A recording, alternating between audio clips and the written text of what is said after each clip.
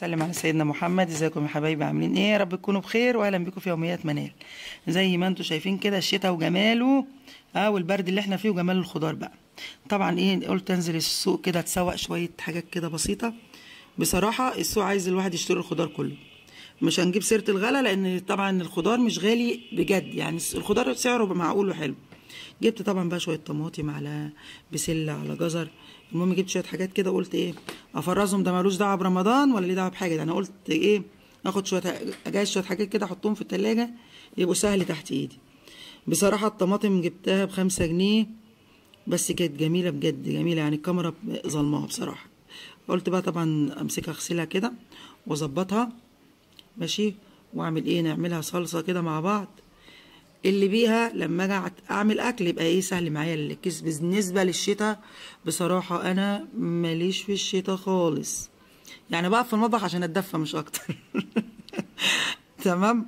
فحبيت بقى اظبط الدنيا كده شويه. جبت دولت كانوا بسم الله ما شاء الله يعني 20 كيلو ماشي. مش هكدب، ما عملتهمش كلهم، نقيت منهم شويه حلوين ناشفين كده ماشي. وبصراحه الطماطم مسكره جدا، خليت شويه في التلاجة للسلطات والكلام دوت، وقلت الباقي هقطعه كده واولع عليه على النار ونعمله صلصه. طبعا كالعاده انا بحط طبعا اول مره اغسل قدامكم الحاجات دي، انا طول عمري ما بغسلش في الحوض قدامكم. فقلت اجرب يعني لما نعمل كل حاجه قدامكم مش هيحصل حاجه يعني. قلت بقى نعمل طبعا الطماطم دي هعملها ازاي زي الفيديوهات بتاعتي القديمه.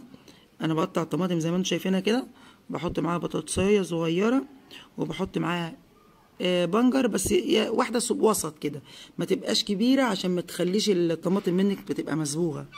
بمعنى ان انت ممكن تيجي تعملي الاكل تلاقي لون البنجر اللي ظاهر اكتر من لون الطماطم، فساعتها يبقى الاكل مش حلو.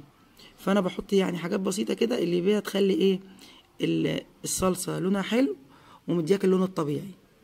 بجد جد بعملها على طول وناجحه وحلوه، وقاعده الطماطم بالسنه في الفريزر ما بيحصلهاش اي حاجه، وبتديكي نفس اللون وطعمها ما بيبقاش.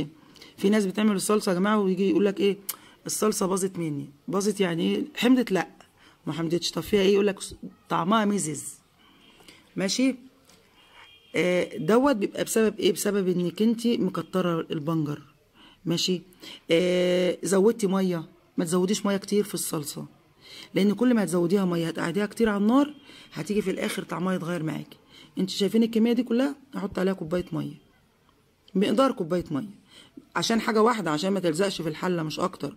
لو ممكن تولعي عليها من غير اي حاجه بميتها هي تمام، بس انا الافضل بالنسبه لي انا بحط بصوا وممكن شويه كمان لو عايزه. بصوا هي طبعا انا بجري الفيديو على طول عشان ما اخدش معاكم وقت. بعد كده بضربها في الخلاط، بصوا بسم الله ما شاء الله ماشي. البسله انا بصراحه انا جايباها مش متفرطه، بس اديتها لصاحبتي يعني، فرطتها لي وهي قاعده كده عشان ما كنتش فاضيه بصراحه، لاني كنت جايبه شويه حلوين كده. الفاصوليا انا كنت البسله انا كنت جايباها ب15، وبعد ما مشيت بشويه من اللي عند الخضري سالت عليها تاني لقيتها ب20 تمام. بس والله يعني انا جايباها تحتبر بسعرها كويس. انا مش عارفه النهارده طبعا بسعر لان الفيديو ده يحتبر من اسبوع، لان المفروض ان انا عاملاه من اسبوع بامانه عشان ما اغشكمش، بس ما اتاحش الوقت ان انا اسجل له الصوت وكده وانزله لكم.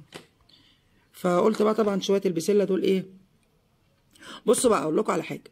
البسله لو انت هتقعديها فتره قريبه اللي هو نظام الاسبوع والاثنين والثلاثه والكلام ده، قطعي معاها الجزر عادي ماشي، اللي هو تقطعيه عادي مفيش مشكله مع البسله او لوحده مفيش اي مشاكل. لكن لو هتقعدي البسله والجزر سنه في الفريزر وعارفه انه يقعد معاكي فتره طويله، هقول لك على معلومه جديده وان شاء الله بعملها لكم في الفيديوهات اللي جايه باذن الله لو في نصيب. لان انا لو عملت يعني شغل رمضان وبعد رمضان، لان رمضان كل سنه طيبين، رمضان قريب مش بعيد برضه. لو انت عايزه تشيلي الجزر، انتوا لو يعني الناس كده معايا كده تركز ان انت لو شايله بسله وجزر في الفريزر وقعدتي فتره طويله ما طلعتهمش، هتيجي تطلعيهم تحسي ان الجزر عامل زي الكاوتش. ليه بقى؟ لان هو اتحط كده على طول، انت شطفتيه وحطيتيه في الفريزر ماشي، فرز على طول واتشال. لا اعملي بقى، قطعي الجزر التقطيع العادي للبسله، وتروحي حاطه زيت، تقدحي زيت شويه على النار تخليه سخن، وتروحي منزله فيه الجزر. ياخد، عارفين اللي هي طشه التكه بتاعت الزيت اللي السخن ده، يعني بمقدار دقيقتين بالكتير في النار. وبعد كده طلعيه حطيه على مصفى، ماشي، وسيبيه يتصفى وحطيه، ويعني على امانه انا، ماشي. وباذن الله هتقولي انت عملتي، قلتي لي على حاجه صح الصح، هتعيش معاكي ان شاء الله والله لو سنتين في الفريزر. هتطلعي الجزر تحطيه في البسله او في اي نوع طبيخ، هيطلع لك كانك لسه جايباه فريش. تمام. غير الناس اللي بتفرز للعصير البرتقال. البرتقال احنا كده كده بنضربه في الخلاط مع عصير البرتقال مع الميه مع كل ده، فانت يعني ايه بيروح. وفي ناس بتسلقه، طبعا هو بيتسلق نص سلقه، فما بيحتاجش انك انت تشيليه كده. لكن بتاع البسله ما ينفعش يتسلق بامانه. حطيه في الزيت وصفيه واتفرجي على جماله، طلعيه يبقى فريش. طبعا انا بصوا انا جايبه جزر بس، والله بجد بجد الشتاء السنه دي الخضار فيها كله بامانه الله. انت ماشيه في السوق عايزه تجيبي السوق كله. والحمد لله يعني ربنا كرمنا ان الخضار مش عالي، يعني زي كل حاجه ما زادت كده، هو بيزيد الزياده المعقوله يعني، فاهمني، اللي هي برضو في استطاعه الجميع. وبسم الله ما شاء الله يعني الحاجه كلها حلوه وتفتح النفس. الجزر، البطاطس، البسله، الطماطم طبعا في منتهى الجمال ورخيصه جدا. ده في كمان ارخص من 5 جنيه، في ب3 وفي ب4 المستويه، ماشي. وفي ايه تاني في السوق، وفي الفلافل بقى، يا خراشي على الفلفل وجماله بقى بجميع انواعه. حلو قوي. هو بصراحه هو اللي غلي وبجد سعره مش عارفين ايه اللي هيحصل فيه، اللي هو البصل اللي سعره عالي قوي وربنا يستر. هينزل السوق السودا وراخر كده. طبعا انا بجهز زي ما قلت لكم، ده مش شغل، مش تفريز تخزين، ده تفريز اللي هو الاسبوع، الوقت اللي انا بعمل فيه الاكل اللي هو العادي، عشان يبقى الحاجه جاهزه تحت ايدي. خلصته كله اهوت وضربته واحطه بقى. بصوا بقى عشان ما اغشكمش، انا على طول بحط في علب، ماشي. بس بصراحه بالاسعار اللي احنا فيها دي، مش هنضحك مع بعض ونعمل نفسنا بنوفر واروح اجيب العلبه بالشيء الفلاني عشان احط فيها شويه خضار في الفريزر. فالكيس دلوقتي انسب ليا وليكوا بامانه، لان العلبه دلوقتي بقت غاليه بجد. انا طبعا انا برجح العلبه وبحب ارص في العلب، فاهمني. لان انا عندي الفريزر بتاعي اللي هو الصندوق، ماشي. فبالنسبه لي العلب اسهل. فبالنسبه للاسعار ما رضيتش بصراحه، فقلت خليها اكياس مش هيحصل حاجه. دي طبعا هم كانوا قرنبتين، بس انا عملت ايه؟ عملت واحده وانا واقفه قبل ما اصور الفيديو، ماشي. يعني ساعه ما جبتهم كده رحت واخده سلقها على طول وعملتها، فهي جت معايا واحده بس، فقلت اعملها بالمره. طبعا بشيل مكان فيه خبطات بالطينه كده من الغيط اللي كان فيها القرنبيط، فبشيلها بالسكينه اهي. هو بسم الله ما شاء الله كل حاجه جايباها فريش بصراحه، ما فيش حاجه بايته ولا حاجه، كله جميل بجد. يا ريت بقى اللي يشوفني لاول مره ما ينساش يشترك في القناه ويفعل الجرس ويعمل لايك. في يوميات منال وتوته. معلش انا عارفه ان انا مقصره، وكل فيديو بقول انا مقصره وهرجع اشتغل، والحمد لله يعني اللي يجيبه ربنا كله خير، فبتحصل حاجات كده فبضطر اقف. يعني ادعوا لي ربنا يكرمني واقدر استمر وربنا يقوينا. هنا طبعا انا هسلق القرنبيطايه. هنا الطماطم لسه، بصوا انتوا هتلاقوا الفيديو ملخبط كده ساعات، دي خلصانه قبل دي ودي كده، فاهمني، بس عشان انا بصور وبعمل كله مع بعضه، فباخد لقطه من هنا ولقطه من هنا، فتحسوا ان الدنيا ملخبطه شويه. طبعا الصلصه لسه على النار اهي. ده الفلفل الالوان، ده انا جبته الكيلو هو غالي شويه بصراحه، يعني انا جبت الكيلو ب30 جنيه، بس بصراحه انا ما بستغناش عنه في التلاجة، لانه بعمل شاورما بحتاجه، بعمل سلطه بحتاجه، فاهمني، لان انا بدخله في الشاورما وفي الفاهيتا على طول بعمل بيها. هنا الليمون كنت جايبه الكيلو ب10 جنيه. المشروم بقى ده، بصوا طبق المشروم ده انا جايباه ب15 جنيه، بس بصراحه مش جايباه من السوق.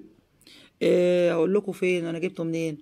انا جبته من الدمرداش. هقول لكم، انا كنا في مستشفى الدمرداش واحنا طالعين، الشباب اللي هم اللي ربنا يا رب يرزقهم دولت، عاملين بقى المشروم والجميز والحاجات بقى، الحاجات اللي انتوا يعني كانت نادره قوي ان انتوا تلاقوها في الاسواق، عاملين اطباق زي كده وقاعدين عاملين بقى فرشات، يعني شكلها حلو ونضيف كده.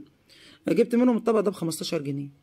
طبعا انا بحبه عشان انا بحطه على طول على المكرونه، بعمل المكرونه بصوص ابيض، فعلى طول بستعمله يعني، لان طبعا انتوا عارفين ان فايدته عاليه، وكمان انا بحبه بصراحه، يعني من الحاجات اللي انا اتمنى انها تفضل في الثلاجه طول الوقت، فريش او غير فريش يعني.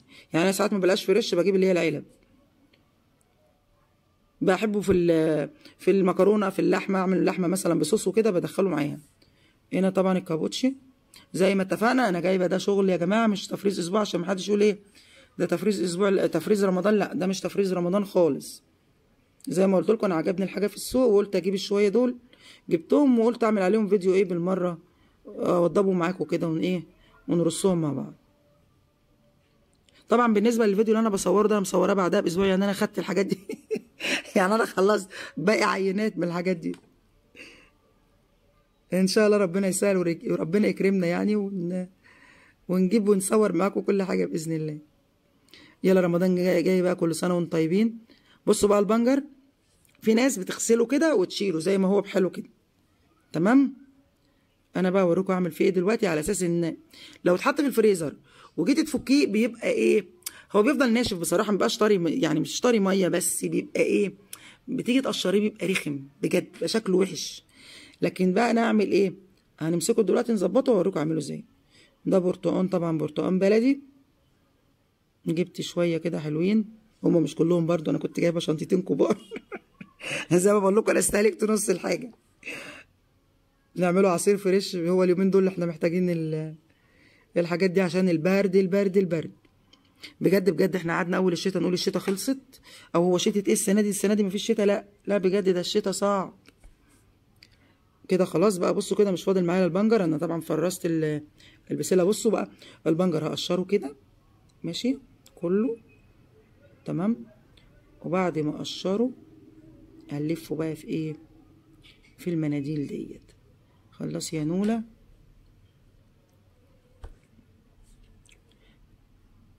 البنجر طبعا بنحطه مع الفراوله يعني انا كنت عامله شورتوس كده من كام يوم، كنت حاطه فيه، عامله الفراوله بالبنجر، كان بجد حكايه، ولا صفيتها ولا اي حاجه، وكان تحفه، كله فريش كده مع بعضه، بسم الله ما شاء الله، كان طعمها حكايه، وطبعا فايدتها عاليه، وانتوا عارفين طبعا فايده البنجر ايه. ماشي كده اهمت، خلصتوه نرمي الزباله. طبعا انا حاطه مشمع على الفلانشة عشان ما توسخش، لان البنجر انتوا عارفين بيعلم. بصوا عامل في ايدي ايه اساسا. بصوا كده بقى، تشيليها كده في التلاجة ان شاء الله سنه، هتطلعيها كانها لسه طازه، واستعمليها في سلطه، تستعمليها في عصير، تستعمليها في شوربه، في اي حاجه انت عايزاها، مفيش اي مشكله. حطهم في كيس وحطهم بقى ايه في الفريزر. يا ريت بقى حبايبي ما تنسوش تشتركوا في القناه وتفعلوا الجرس وتعملوا لايك في يوميات منال.